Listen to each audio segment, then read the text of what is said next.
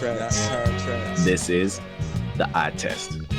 This is the eye test. Ring gang. Radio. This is the eye test. Yes.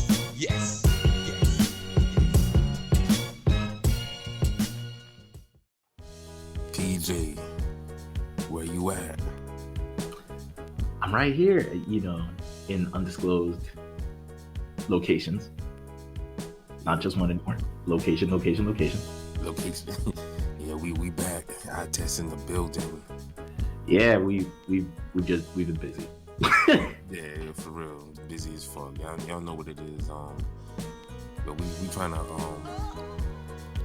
come back into the game strong. It's been a while. I can't remember the last episode we did an eye test, but we had special guests. That's what we had. Yeah. You know what I'm saying? It's been a while, so we kind of just jump up on things real quick. Exactly. Like when you get back to working out again, you just gotta ease in. Yeah, kind of ease in. Put your little baby toe into the pool. Exactly.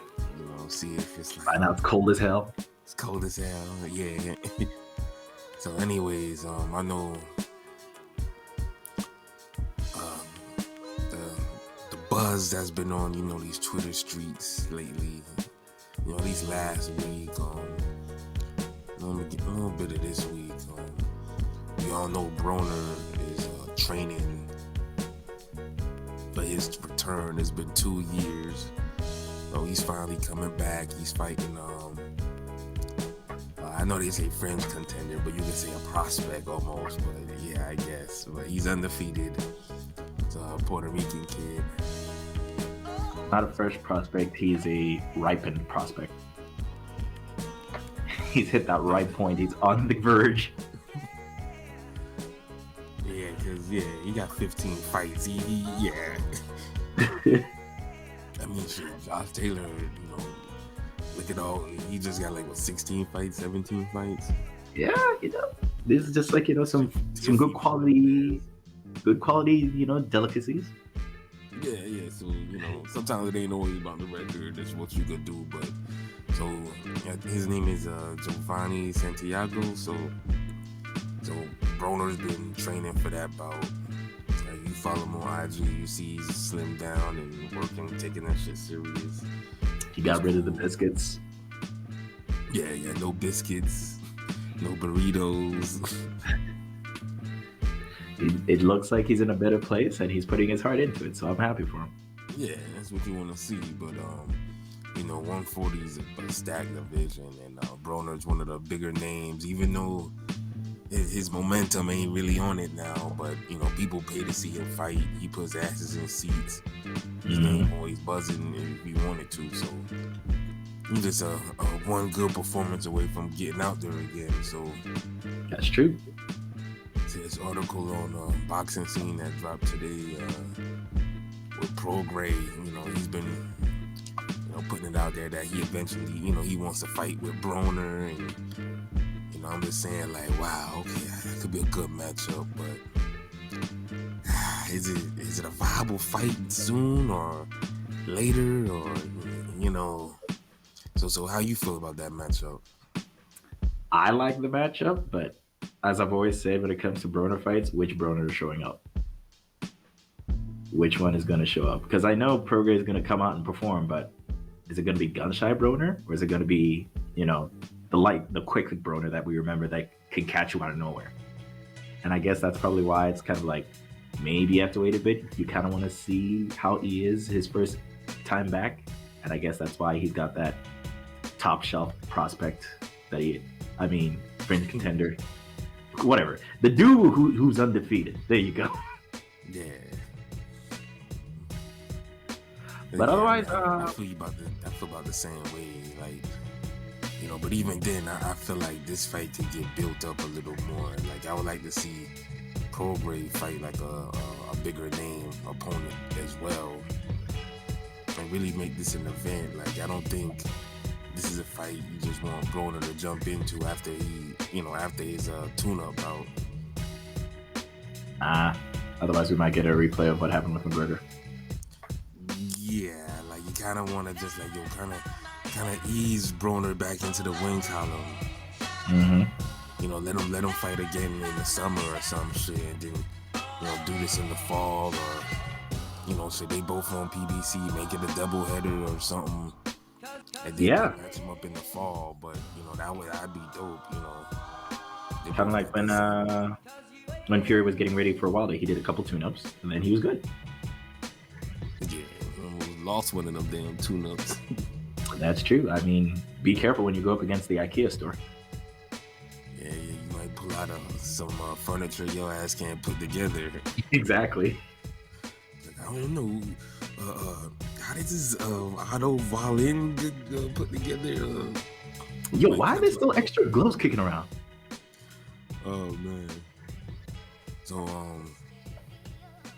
say okay, like let's get this as a scenario. All right, say Broner looks good. We talking about perfect world scenario. Yeah. Broner looks good. His tune up. He fights again June, July. They talking about the fall. Prograis fights again in he fights in June or July. Summer. They both on schedule. Got the same type of schedule. They could be matched up later. Who would you favor in the fight? It's 140. 140.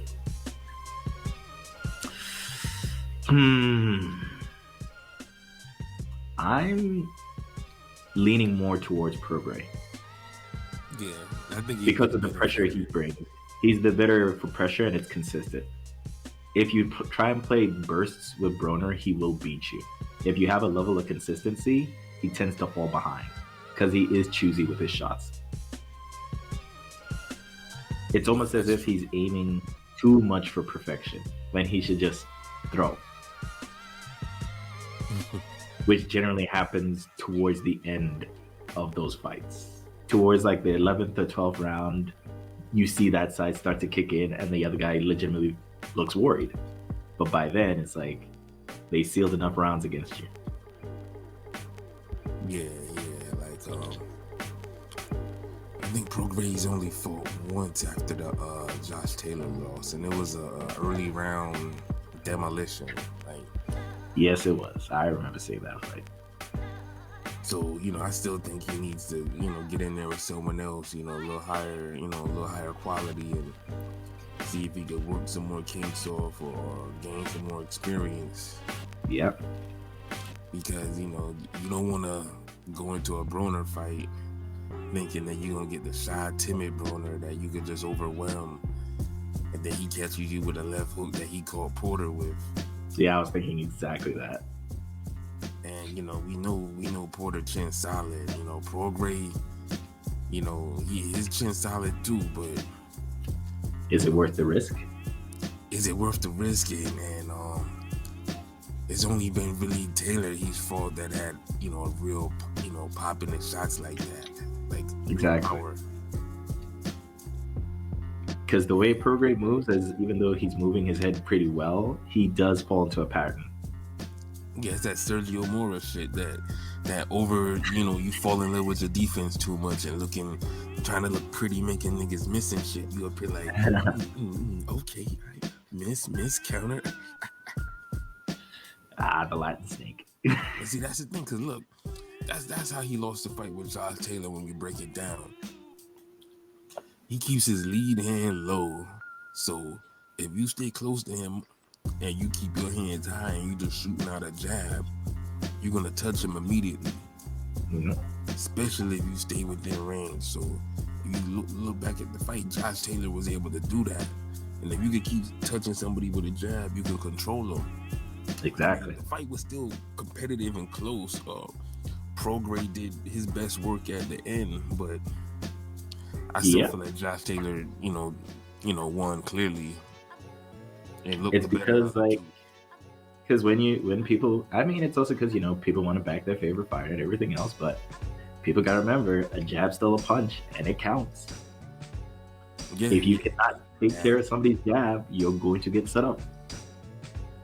Yeah, I mean, we saw how how effective a jab was when the boy got beat beat up by the Juggernaut's jab. Oh my God, he hit a Juggernaut punch every single time. No, them jabs were slow as fuck, but they kept landing. Who Joyce? So Joyce, you know, and shit. I think they trying to get the Usyk fight popping off. So that would be a good one. See how they look again, but now officially at heavyweight, bigger. Yeah, and Joe Joyce has a heavyweight jab. Like emphasis, it is heavy. And he'll have more experience this time around too. Yeah, and leveled up. So yeah, but I feel bad for Dubois. Oh yeah, I would definitely make Prograis the favorite. Slightly, I don't think, you know, it's not that wide. Yeah, it wouldn't be wide like that. But you know, shit don't go like that. We might not even get the fight. That's we true. Might not even fight again this year until that fight. So, you know, that's why I say it's a perfect world scenario. In a perfect world, the fights would be all there all the time. I mean, now I can barely remember who's fighting anything outside of this article. At 140, we're gonna get we a step toward a unification. I'm sorry, undisputed. The Josh Taylor and Jose Ramirez, but they might have it on the same day as Canelo Saunders. Interesting. Ah, yes, Canelo Saunders. Wait, that thing's actually happening? Yeah, that looks like it's official. I think no pump faking. Yeah, no pump faking. I think Canelo worked out a deal with Matchroom and all of them, and he's gonna fight Yildirim down here in Miami. Oh yeah, Yildirim. I forgot about that. You know, that's supposed to be like the appetizer. The teaser before we go to the main course. And before you get that Saunders steak. But wait, remember the one thing about Saunders? He has at least a couple struggle fights before the actual Saunders shows up. How many struggle fights has he had last? He's had 2 struggle fights, but he needs one more. Credit, he did close out the last one with a knockout. That's true. He basically had a Wilder situation, but I remember that one with like the gigantic Maidana. Yeah. And he lands that uppercut. So, and the thing is, that was a better opponent than everybody Caleb Plant's fought since Jose Ukateki. So true. So dude was undefeated as well. So yep. And just Saunders been inactive, but he knows his fight's coming, so he's gonna be training. He's also good friends with, I think, training partners with Fury still, isn't he? Yes, him and Fury tight. So yeah, you can't sleep on this fight. Oh no, that'll be a good one. If I had to choose which fight I would want to see, it would be Josh Taylor and Jose Ramirez. It's just more significant. You're looking at fight of the year, and I do want to see Saunders Canelo, but I don't know. Any chance? Josh Taylor fan and all of that. Yeah, I'd say like any chance a division can get a chance to do undisputed, it's always something to watch. Yeah, especially when it's undisputed and it's 2 undefeated fighters. Yeah, that's a combination you don't see too often. Yeah. I mean, don't get me wrong, Saunders is undefeated, and Canelo, he's, technically just the Floyd loss, but we know he's still got some L's on that record. I was just gonna say, like, he's like the guy who you want for the money fight. He's the money fight. Yeah. So it's I wasn't even thinking good fight. Yeah, it's so funny. It's just, I guess, because of how sporadic Saunders is, I completely forgot. Like, wait, has he even had a loss? I'm like, no, they've all been wins. But I'm like, he's been buzzing on Twitter too. Talking about how he didn't see the Caleb Smith fight, and how he don't think he basically almost say like Smith kind of whored himself out for that fight for the payday, like he wasn't training and he knew he would lose. Like Saunders, he on some shit like he coming in there to win. Sounds like Saunders managed to get into Clubhouse and decided to start saying wild shit. Yo, now Saunders could sell a fight. He'll talk his shit. Like, I know. That's what I said. I'm surprised he hasn't gotten on the clubhouse yet. But yeah, he could fight when he's serious and he on point. Yeah, he's really scary. Canelo a good run. It would be a good fight. They got to, because the UK school of boxing ain't been looking good lately. It's all that Brexit. It's all the Brexit shenanigans. Josh Taylor gonna hold it down. I know that's gonna happen. But I don't know. Like you know, Dylan White getting uppercutted to the Phantom Zone. Oh my gosh. Caleb Smith getting torn apart. You know, Luke Campbell. You know, fumbling the rock. You know, when he had Ryan Garcia almost out of there. Like, yeah, and he fumbled. Oh, he fumbled. Yeah, it's been a lot of big major L's. So I know. Well, shit, let me ask you this though. If you don't mind, who would you give a better? Who would you think has a bigger chance of winning? Saunders against Canelo, or Broner against Prograis? Oh, shit. I don't know. We might have to do a poll on that one. Yeah, we need to let P know and see how insane people get for that.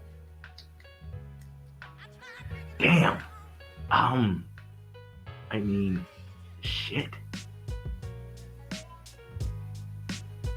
You really got me here thinking with like the Jeopardy music playing in my head right now. I'm like literally thinking here. I'm like about to sweat. I'm like, the fuck? Which one do I choose? Who do you think really got the bigger chance at the upset? Oh my god. I'm gonna Broner. I'm gonna go with Broner. You think Broner has a bigger chance of beating Prograis than Saunders has a chance of beating Canelo? Yes. Oh wow! And we done seen Broner take so many L's and you know, take that silent contract and, you know, not throw them hands like he should. I don't know how good these contracts are that they always keep his hands super glued. It's like he's sponsored by Raid Shadow Legends or something. He's like, I don't know. They got some underhanded shit in fine print. No. Damn. So wow. So you don't think Saunders could do anything to Canelo? I'm only saying that because I don't know how the judges would be if it becomes a decision. With that plot armor. Yeah. The other thing too is, as good as Saunders is, Broner at least has like explosive power on either hand. Saunders, it depends if you walk into him, and that's when you see like the most damaging moves is in a counterpunch. And he's going up against a guy who doesn't lunge. He swings, but Canelo doesn't lunge. Yeah, that's true. Because at the very least, in terms of like looking at it, Canelo and Prograis come forward, but Canelo is constantly doing something, like touching you, doing something as he's coming towards you. Prograis likes to position, move, and then he'll give you something. Yeah, because I think he utilizes the pivots more than Canelo. Yes. But then when he has that shoulder down, that hand down, he kind of handcuffs himself, but a lot of people don't know how to approach that. Exactly. It's just a weird look, so people are like, why is he doing it? And they're like, he might hit me. And then he doesn't. And then you go back to square one again. Yeah, that's true. But yeah, you have me like sweating there. I'm just like, shit, which one is it? It's like those scenes in the anime where it's just like, you know, the lines on top of my head and like it's all black and white. I'm like, what choice did I make? Like a big sweat drop next to me. I'm just like, I'm gonna go with this one. Oh shit. Yo, so let me see. And your thoughts on that? Thoughts on what? I mean, like you threw that landmine at me and didn't hear which one you picked. Oh, like you answered yourself? Wow. I mean, I can see what you're saying, but I think Saunders gonna pull up the upset more. Like, Like I guess. I gotta see like Broner. I think Broner, like, cause Prograis hit hard. Yeah. I'm thinking he might What's the fear of not he's not gonna want to be knocked out. Yeah. So he'll I get don't know if gunshot. he's gonna really sell out to land something big on Prograis or win, even though he has the capability to. Where Saunders, I think, him being undefeated and already fought punchers and guys of different styles and shit. Also, when was the last time Canelo fought a southpaw? I only remember Lara. Yeah, Lara. Yeah, Kirkland. Oh, I don't acknowledge that fight. That was just a soul tape right there. That was just like somewhere Shang Tsung popped up. It was like, your soul is mine. It's like acknowledging the Angulo fight. Like, now that was heavy work. That was heavy bag work. Like, that was a heavy bag. That was plain and simple. Like, everybody knew it was a setup. Like, no one even denied it. Angulo was just happy to be there. Yeah, probably Laura and Kirkland. So, yeah, I mean, you got a point about that, but I still give Saunders the bigger chance of scoring an upset than Broner. I just think Saunders, I think we might just see him hit another level or really just trouble and frustrate Canelo, because he does move a lot, and a lot of times we'll get used to somebody's success because it's presented in a way where they don't have to do anything special like that. True. And not saying that, not to take anything away from Canelo's performance with Caleb Smith, but that was a weird fight. But Caleb Smith, it's not like Canelo defeated a guy who was on his game and did everything he could do, empty the tank. And his, I forgot which arm it was, his left or right arm looked like a football got smuggled in there. Yeah, he broke his, Canelo beat him down, hands down, strategy and all that. But, all I'm saying is Smith didn't offer the most resistance.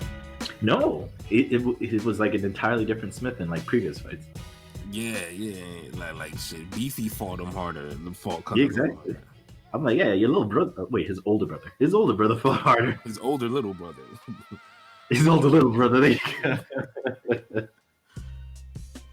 When I saw the height difference, I'm like, this is ridiculous. And as the fight was going, I'm like, why is this guy not maintaining his distance? He's letting Canelo literally walk him down. And you fight with the heart of someone who's 5'7". I know. Come on. So I don't think Saunders gonna go out like that. All this time. No, he's got too much pride for that. Yeah. And that's the thing with Smith. He said he was training and staying in shape, so he can't have that. I can't give him that excuse about, the fight was only 4 weeks notice. Look, man, this has to be said. If you're in the top 10 of any division, and your division has a cash cow, top guys, elites, and you're in the top 10, if you're boxing, first of all, especially if you make it to the top 10, you're fighting to get a world championship, right? Yep. I mean, I would see that, right? Okay, so we all agree on that. So each division's always gonna have somebody, that's at the top, or a few top guys that are gonna remain at the top that are always gonna be looking for fights, might have short notice. The guys like the Canelos and the Anthony Joshuas. And when he was around the Floyds. Yeah, the Charlos, the anybody that's in the top of any of the top 3 people in your division, you should always be preparing for them on your off season, off time in between fights. You got to be a Darianchenko. Yeah, you have to I equate it to this. If y'all, I'm doing on some hip hop shit. If y'all remember the Beef DVDs, and I think oh my god, yeah, that's a deep cut right there. And he had the one with Nelly and KRS-One. He was saying, Yeah. I got my top 10 list. No disrespect. And he says, I got a battle rap for you that will destroy your whole career. Exactly. That is still burned in my head. Exactly. You see that mentality? That's the mentality you're supposed to be if you're in the top 10 of boxing divisions. Like if you're at lightweight right now and you're in number 8, 9, or 10, 7, you gotta 6, 5, 4, you should be already, like, if you don't have a fight come up, you should be training for either Teofimo Lopez, Devin Haney, Lomachenko, all those big names. You should be training with a strategy in mind for them. I'm not even like in the relevancy of anything, and I still look up strategies on people. I still think strategies as that's what I'm saying. So look, if you're at 140 and you're in the top 10, you should be looking at strategies for Ramirez, Josh Taylor, and a Prograis, maybe a Broner. Even a Zepeda, like you should be the top 2 names. You should be focusing on them on the off time. Like if you're at super middleweight and you don't have a fight lined up, you know who you should be focusing on? Canelo, or at least one of the champs. Like if you're at light heavyweight and you don't have a fight coming up, you better be putting together a plan for Better Beef. I have no fucking clue how his name is pronounced. I mean, apologies if I fuck up the pronouncing. I'm just saying, like that's Better Beef. Box. You're gonna get a title shot eventually if you own your game, right? Yeah. What if somebody canceled? They need a replacement. You want to at least so the object of this is, so when you start camp, say for instance you get lucky and you get the fight on some Andy Ruiz shit with Joshua, because it happens. Because that's the most recent example of this. Of expect the unexpected. And shit, Caleb Smith and Canelo's even more recent. But Ruiz, he lucked up because he just had a fight, so he didn't really, get out of shape, and he was training camp was recent. But the thing is, a guy like Ruiz should be focusing on Joshua anyway. Exactly. So that's the only point I'm really trying to make. Like, if you're in the top 15, top 20, you should, and you don't have a fight schedule. Anytime you go to the gym and you train, dedicate 10 to 20% of your time focusing on a strategy for one of those top guys. Because if you get called up, exactly, and it can happen. Start a camp, you have some type of familiarity. Yeah, because you'll be like, I remember this, I recognize this, I've been here before, or I've visualized. Exactly. Like, to go back to Beater Beef, like, you say you're getting ready to go up against Beater Beef. You've been practicing by having people throw bricks at your face. You see, I recognize these bricks. Facts, yo. I'll say it because it's like dudes be like, damn, Canelo's a plotter, stalker, head movement. Yeah, okay. Gets in the ring with Canelo. Canelo lands one counter punch. Oh man, damn, what I'm gonna do? Like, dude, like, I mean, you know the deal. Like, come on. So, you knew it was coming. So that's all I want to say, man. But I ain't got too much to say. I think we had a little quality, get your feet wet episode. We back. We gonna be more consistent with it. It's just a little fill out. Talking about potential fights. Yeah, getting some shadow boxing in. Jump rope, some road work. Yeah, ease it. Little stretch. Just stretching session right now. It was no sparring today. Nah, I was just like, working some kettlebells, some other stuff. Strength and conditioning, You might do the mitts. Yeah, maybe. I'll just touch up the heavy bag here and there. Yeah. So any final thoughts? No, but otherwise that main takeaway, even if you're not in the top 10, you always want to have a plan on somebody. Even when you're at the gym, if you got teammates, you're thinking in your head, what could I do to beat them? What can I do to beat them? I mean, it seems demented, but it helps you keep your mind sharp all the time. Iron sharpens iron. Exactly. You know. Otherwise, this was a good stretch session and everything. How about you? I said, no, that was good. It was a good stretch session. So I'm asking, what's your final thoughts? Oh, yeah. Nah, I feel the same way. Like, if you train with a group of people and, you start noticing everybody's little ticks and tactics and the